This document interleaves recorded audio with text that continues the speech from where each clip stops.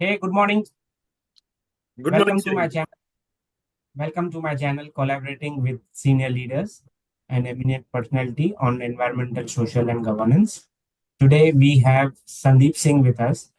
Sandeep Singh is uh, now a farmer. He has moved from his corporate life to full-time farming. He runs lots farmers as an farming organization. So welcome, Mr. Sandeep. Thank you.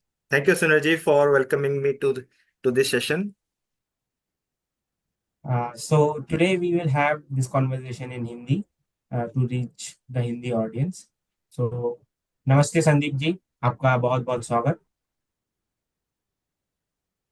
तो Sandeep ji, corporate life से लोग निकलना नहीं चाहते और आप corporate life छोड़ के आपने फार्मिंग की तरफ अपना ध्यान रखा और अभी काफी वर्षों से फार्मिंग करते हैं। तो क्या रुझान रहा इस तरह? जी, मैं अपने बारे में थोड़ा सा ब्रीफ करता हूँ। मेरा बैकग्राउंड कैसा रहा और कहाँ से कहाँ तक आए हैं यहाँ तक।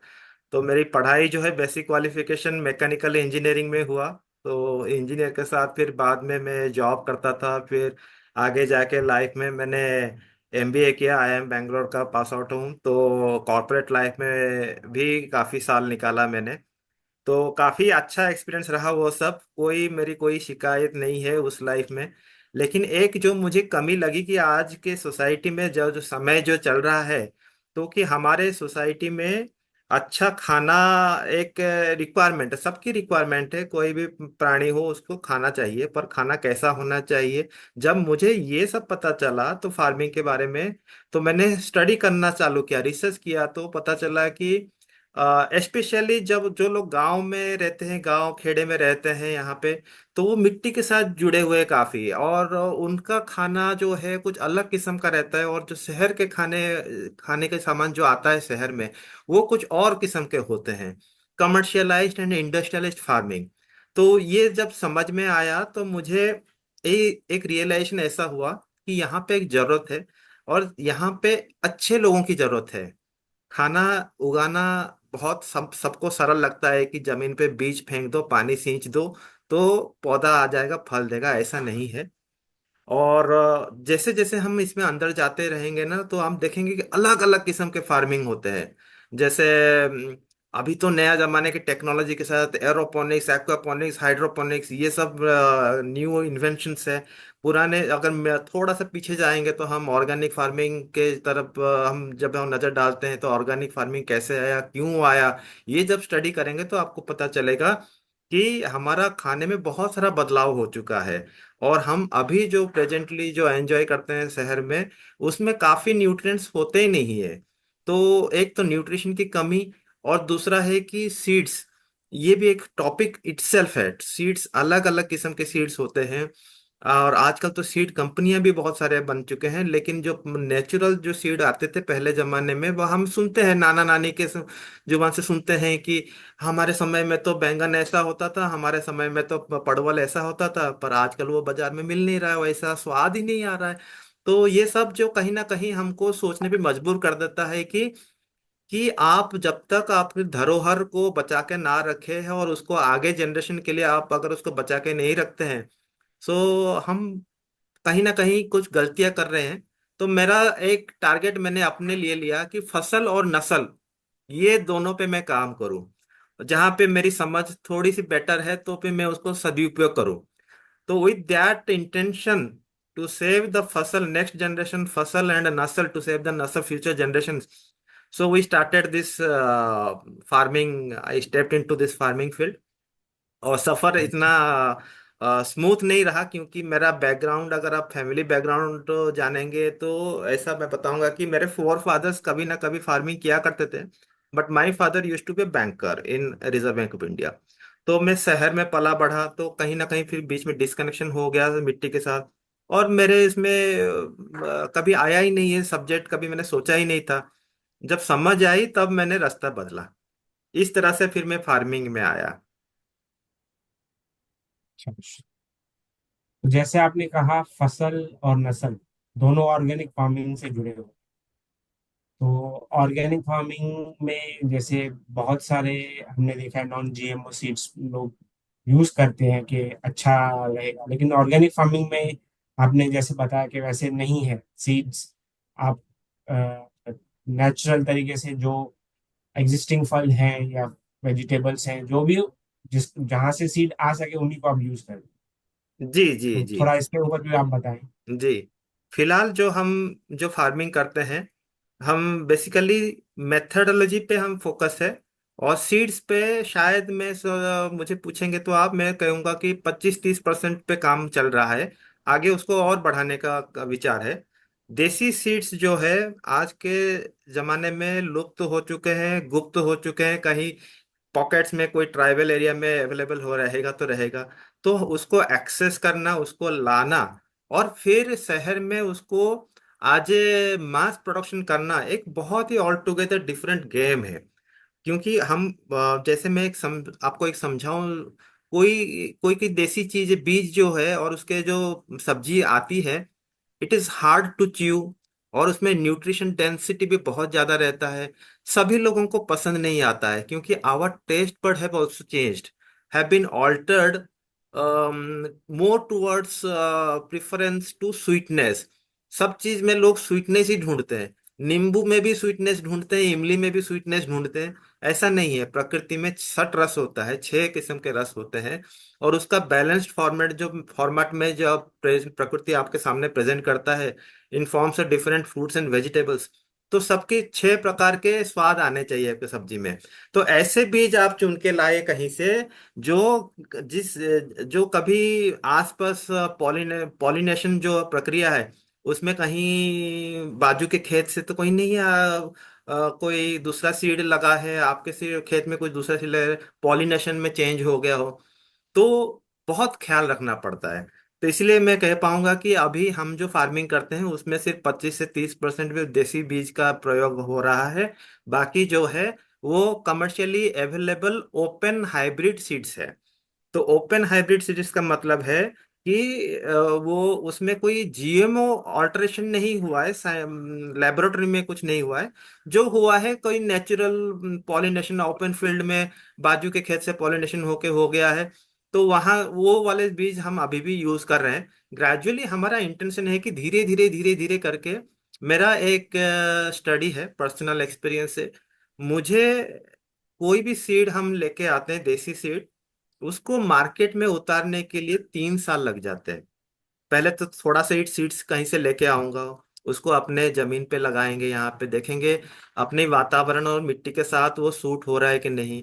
अगर वो फल फूल गया, प्रफुल्लित, वो अच्छा से ग्रो हो गया और फल दिया, तो उसका स्वाद कैसा है, मार्केट टेस्टिंग होता है, पीपल एक्सेप्टेंस लेवल क्या है, चेक करते हैं। फिर धीरे धीरे उसके ऊपर हम अवेयरनेस देते हैं। अवेयरनेस में ही मुझे 1.5-2 साल लग जाते हैं। तो 1 साल समझिए उसको डेवलप करने में, प्लांट को अपने यहाँ पे नेचुरलाइजेशन प्रोसेस में लाने के लिए। और 2 साल लग जाता है मुझे मार्केट में उसको एस्टेब्लिश करने में। 3 साल का प्रक्रिया है कोई भी देसी बीज लाने में। और बाकी कहा बचा तो मेरे, कह सकता हूँ कि मेरे सीड बैंक में बहुत वैरायटी के सीड्स रखे हुए हैं। मैं कई बार फार्मर्स लोगों को डिस्ट्रीब्यूट कर देता हूँ। जो पैशनेट होम ग्रोअर्स हैं वो हमारे पास आते हैं, मांगते हैं, तो मैं दिल से खुशी से दे देता हूँ कि आप गमले में उगाए, कैसे भी करके ये बीज बचा के रखे। हम्म। नहीं देखिए, कैसा है कि अगर आप देखें घर में एक पौधा सबके घर होता है, वो है तुलसी का। लेकिन कोई सीड लेके नहीं उगाता उसको, वो भी डायरेक्टली पौधा लेके आता है। नो डाउट कि हम लोग वो उसके जो पत्ते हैं तुलसी के, वो हम काढ़ा बनाने में वगैरह यूज करते हैं, लेकिन हमें नहीं पता कि उसका ओरिजिन कहाँ है। तो अगर ऐसा कोई माध्यम हो जहाँ हमें पता हो कि हाँ ये आपके सीड्स हैं, आप ये यूज करो तो अच्छा है, जैसे आप कर रहे हैं। तो जो हम अभी देख रहे हैं कि मट्टी में जो हम लोग यूरिया पेस्टिसाइड्स वगैरह डालते हैं, तो वो कैसा है, वो सही है नहीं है, कैसे है? जी। मट्टी मट्टी बहुत इंपॉर्टेंट रोल प्ले करता है। और मट्टी में प्रेजेंट रहने वाले जो माइक्रोब्स है, वो महत्व का चीज है। और वही मैं कहता हूँ कि वही असली फार्मर है, मैं तो एक केयर टेकर हूँ उस गमले का, उस मिट्टी का।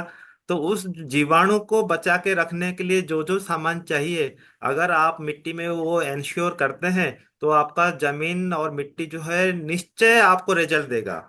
आप वैसे मिट्टी पहले जमाने में होते थे, बीज पड़ जाता था कहीं से हवा से उड़ के, किसी ने खा के फेंक दिए हुए रहते, बिखरते बिखर जाते हैं। एनिमल स्किन के थ्रू से, एनिमल्स के थ्रू प्रोपागेट हो जाते हैं। कई बंदर इस जंगल से दूसरे जंगल में भी चला गया, इधर का फल लेके उधर जाके उसने बीज छोड़ दिया। तो अगर मिट्टी अच्छा है आपका, उसमें जीवाणु तत्व है, प्राण शक्ति है इस मिट्टी में, तो वो निश्चय ही वो प्राण देगा उसी बीज से। वो ये साल सूखे में भी पड़ा रहेगा ना, जब मौसम सही रहेगा, बारिश की पानी आएगी, धूप लगेगी, हवा लगेगी, वो निश्चय अंकुरित होगा। तो इसका मतलब आप माटी को भी चेक करते हैं, सीड्स को भी चेक करके करवाते हैं, तो फिर नॉर्मल आपने जैसे बताया क्या, एक साल तो लग जाएगा उसमें से फल आते वक्त। जी तो मान लेते हैं कि हमें, जो हमने देखा है, लोग आजकल भिंडी भी घर में ही उगाने की कोशिश करते हैं, 2-3 महीने में आ जाती है भिंडी। जी और भिंडी के सीड्स भी अवेलेबल हैं, क्योंकि भिंडी में खुद सीड्स हैं, अगर आप देखें तो ऐसे में आप जो व्यवसाय करते हैं ऑर्गेनिक फार्मिंग के थ्रू, हम जैसे कस्टमर्स को आप पहुंचा ये पहुंचाते हैं फल फल सब्जी, तो आप, तो ये जो बिजनेस दिख रहा है, ये आपको वाइबल है, करने योग्य है? जी, जरूरत तो है, सभी को अच्छे खाने की जरूरत है। बस एक एक कहीं पे चूक हो जा रहा है, जो कस्टमर अवेयरनेस जो है, इस चीज पे अगर हम थोड़ा और ज्यादा उस पे काम करें, तो क्या होगा आगे जाके। अभी ऑर्गेनिक प्रोड्यूसर्स मेरे जैसे बहुत गिने चुने लोग हैं बाजार में, तो वो उनको खेत से यहाँ लाके, और जो इस बीच में जो लॉजिस्टिक्स एंड वेयरहाउस एंड जो भी पैकेजिंग डिस्ट्रीब्यूशन का जो चैनल है, वो थोड़ा सा हेवी हो जाता है, हेवी स्ट्रक्चर हो जाता है। और जो ऑलरेडी एस्टेब्लिश्ड रासायनिक फार्मिंग में है, उनका एक बहुत सालों से वो करते करते करते इवॉल्व होके एक एस्टेब्लिश सप्लाई चेन है उनका। तो वो सप्लाई चेन कुछ अलग स्ट्रक्चर के हैं, हमारे जो सप्लाई चेन है कुछ अलग स्ट्रक्चर के हैं। पर जस्ट इमेजिन, अगर 90, 80, 90% अभी हार्डली सोसाइटी के, शायद आप अगर अपने अपार्टमेंट सोसाइटी आस पड़ोस में देखेंगे, हार्डली 5% लोग ऑर्गेनिक पहचानते हैं और मांगते हैं। कहीं ना कहीं हमारा भूल इसलिए हो रहा है कि हम दोनों साइड से, फार्मर क्या है ना, हमेशा कोशिश करता है अपने खेत से जितना ज्यादा खाली वजन उगाए। उसमें न्यूट्रिशन नहीं गिनता है, और सीड्स भी नहीं देखता है कि कहाँ से लेके कहाँ क्या लगाए। खाली आउटपुट वो चेक करता है वजन से। और सिमिलरली बाजार जो है मेजर करता है कौन सा सस्ता चीज है। अभी आज के डेट में गैजेट्स में लोग इतना खर्चा करते हैं, एपरल्स में इतना खर्चा करते हैं, पर कहीं हम छोटे छोटे फार्मर से हम पूछते भी नहीं है कई बार। और पूछने से ज्यादा हम तोल मोल में काफी विश्वास रखते हैं। तो I would have like to know customers ऐसे अवेयरनेस फैलाएं कि कस्टमर खुद से पूछे कि अरे काकी, आपने जो सामने जो सब्जी भिंडी रखा है, वो आपका खेत का है कि कहीं से ला रहे हैं, इसमें कौन सा देसी। ऐसे थोड़ा बहुत आपने 2-4 सवाल पूछ लिए ना, तो वो थोड़े से जो बीच के जो ट्रेडर्स है वो भी संभल जाएंगे, उनको एक सिग्नल जाएगा कि लोग अभी ये सब पूछ रहे हैं। हाँ, हमारा हमको बेचने से पहले जवाब देना पड़ रहा है कि बीज कौन सा है, ये कौन सा ऑर्गेनिक बना है कि केमिकली ग्रोन है, ये सब जवाब देना पड़ रहा है हमको। और जस्ट इमेजिन, अगर सब लोग 80-90% लोग अगर पूरा सोसाइटी के अगर ऐसे सवाल करें, तो मुझे नहीं लगता है कि बहुत जल्दी ही एक सुनहरा दुनिया बन जाएगी जहां पे फार्मर्स जो है ना इक्वली रेस्पॉन्सिबली काम करेगा, and the whole market will support this cause. और मैं चाहता हूं कि हम जो काम कर रहे हैं वो और भी लोग जुड़े इसमें, और भी लोग खेती करें, मिट्टी से जुड़े। अपने आप ही ये नॉलेज जो है ना, तो अपने आप आपके अंदर आ जाएगा, और वो रियलाइजेशन आपके शरीर में भी प्रकट होगा, दूसरे लोगों को भी दिखेगा रिजल्ट। जब आप, अभी देखिए, बहुत सारे ऑर्गेनाइजेशंस में ऑब्जर्व मैंने, क्योंकि इतने सारे साल सारे ऑर्गेनाइजेशन में काम किया है। There is a provision for sick leave. और वो कितना होता है, सीक लीव कैजुअल लीव लेके महीना भर ऐसे ले लेते हैं लोग ऐसे। हाँ। तो मेरे मेरे कोई फार्मर को पूछे कि आप साल में एक महीना छुट्टी ले लेते हैं क्या, बीमार पड़ते हैं क्या, ऐसे नहीं पड़ता है वो। उसको काम करना ही पड़ता है। और वो खींच लेता है। और हमारे परिवार में भी वो दिखता है, हम जहाँ जिस जिन जिन फैमिलियों में देखते हैं, लोग सामने से आके बोल रहे हैं कि संदीप जी, आपके यहाँ से जब से सामान आने लगा है ना, हमको एक ड्रास्टिक इम्प्रूवमेंट दिख रहा है। हमारे एनर्जी लेवल में भी दिख रहा है। वो घर में जो सिकनेस फ्रीक्वेंसी ऑफ जो फॉलिंग सिक जो है, वो भी बहुत रिड्यूस हो गया है। End of course that comes with associated benefit of your expenses in hospitals. तो आप ना बीमार पड़ेंगे, ना आपके खर्चे भी उधर भी कम हो रहे हैं। आप और एनर्जेटिक है, इफेक्टिवली आप अपने डेली लाइफ जी रहे हैं। What can be more rewarding than this? तो स्वास्थ्य, जैसे आपने समझाया कि अगर आप अच्छा खाओगे, बेहतर खाओगे, तो आपका स्वास्थ्य भी ठीक रहेगा और आप गोलियों दवाओं और हॉस्पिटल से भी बच पाओगे। तो संदीप जी, किसी भी प्लांट उगाने में पानी का बहुत महत्व है। और जो हम देख रहे हैं कि पानी का अभाव हो रहा है भारत में भी और भारत से बाहर के देशों में।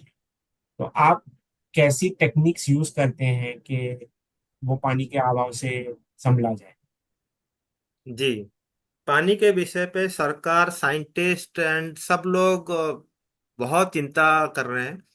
अभी हाल ही में जो बैंगलोर में स्थिति जो एराइज हुआ, उससे भी लोग घबरा गए। अभी और कुछ सोच रहे हैं कि और क्या कर सकते हैं, और क्या कर सकते हैं। तो इसमें देखिए, फार्मिंग बहुत बड़ा रोल प्ले करता है, क्योंकि खाना उगाने में जो पानी लगता है वो बहुत ज्यादा है। और पानी को पकड़ के रखना मुश्किल है नहीं, नामुमकिन है। हाँ।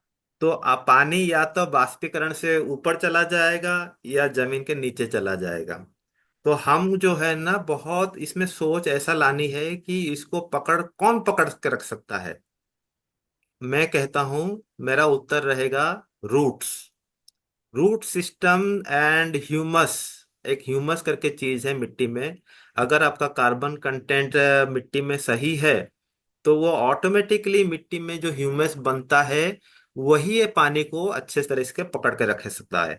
और आपको मालूम है, बड़े बड़े पेड़ जहाँ पे रहते हैं पहाड़ों में, वहां पे काफी बारिश होती है। तो trees only can invite the clouds. Clouds ऊपर से आके चले जाएंगे, लेकिन अगर आप उसको जमीन तक बुलाना चाहते हैं, तो उसका माध्यम एक ही है, बड़े बड़े पेड़ लगाएं।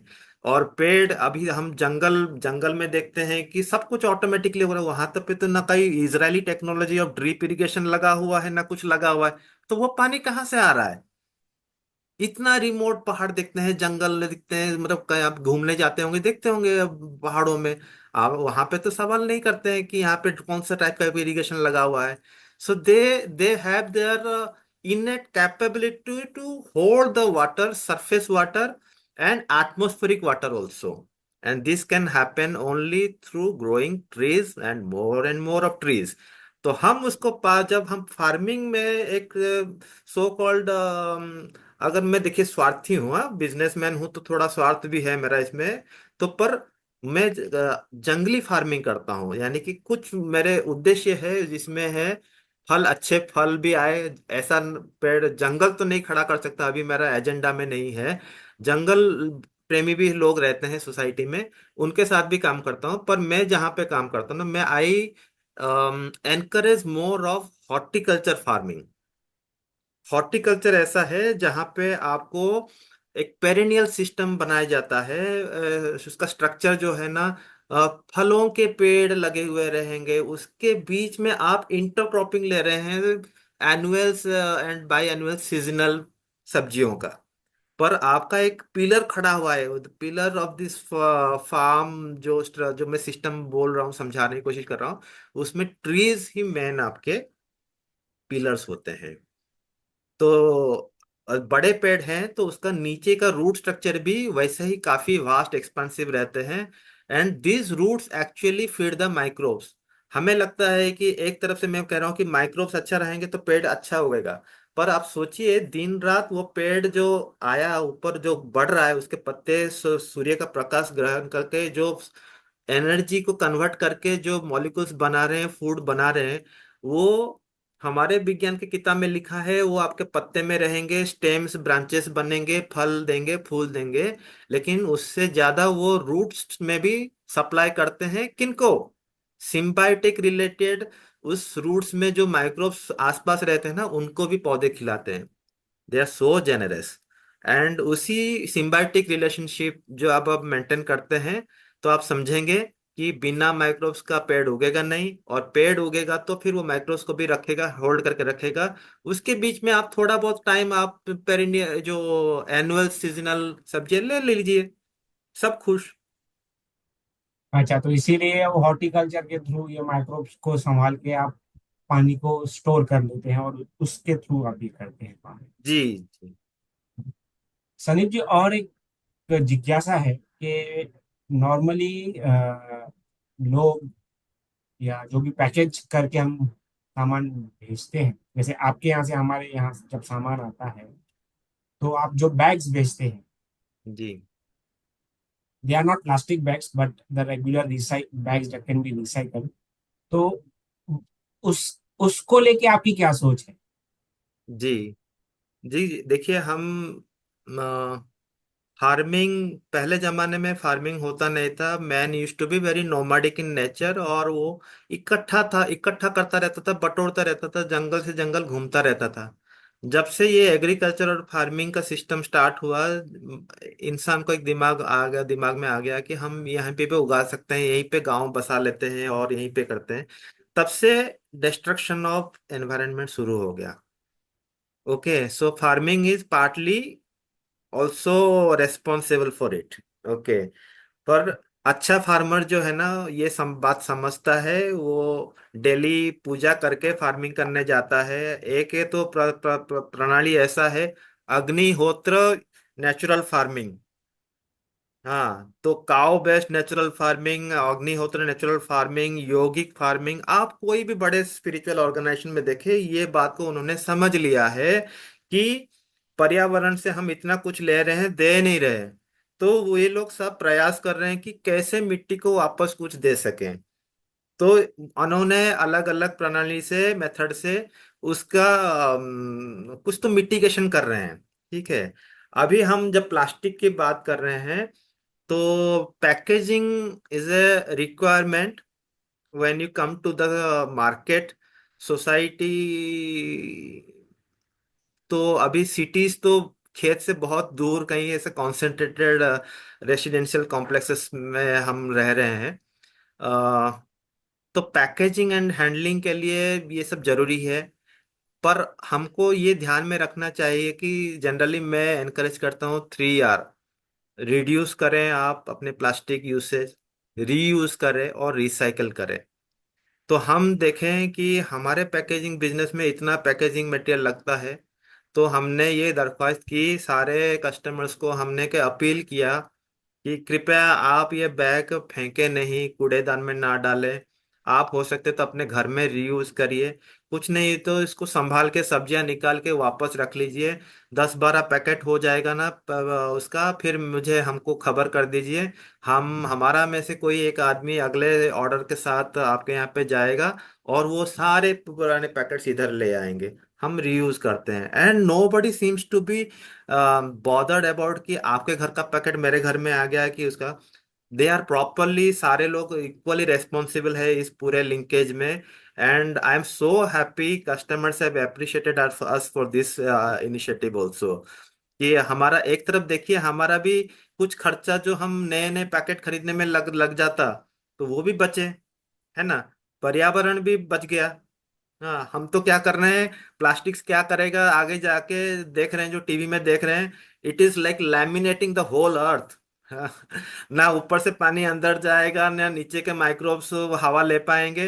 It is damaging in a very disturbing manner. तो हम जितना हो सके अपना प्लास्टिक रीयूज करें, कम करने की कोशिश करें।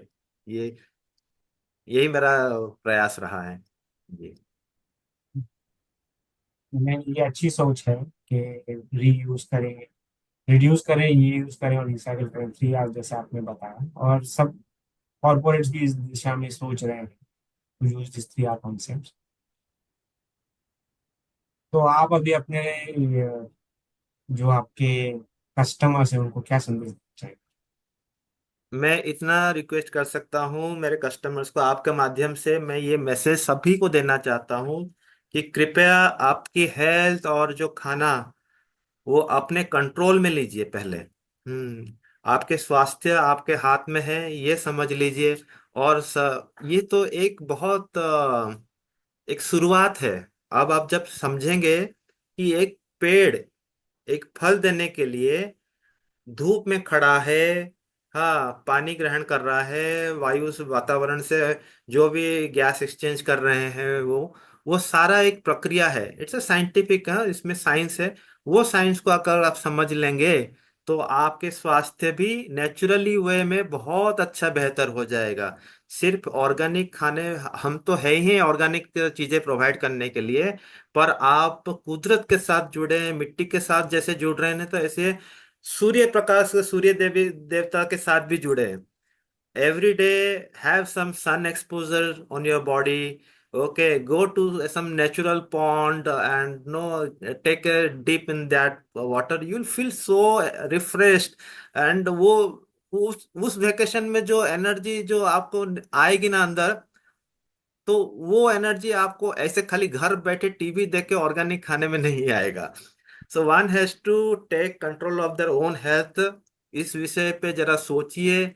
यहाँ पे बहुत सारे लोग हैं आपको मदद करने के लिए। There are experts practitioners of natural health science.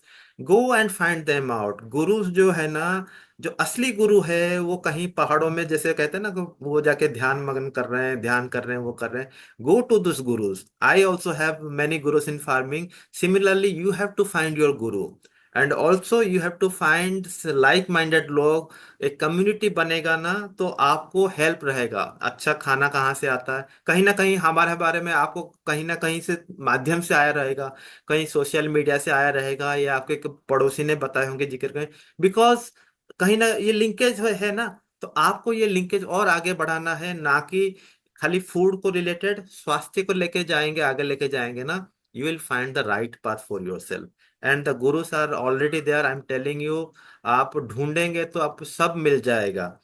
पर खाली से ये है कि थोड़ा आपको समय निकालना पड़ेगा। आज के समय में क्या हो रहा है कि लोगों के पास समय के बहुत अभाव है।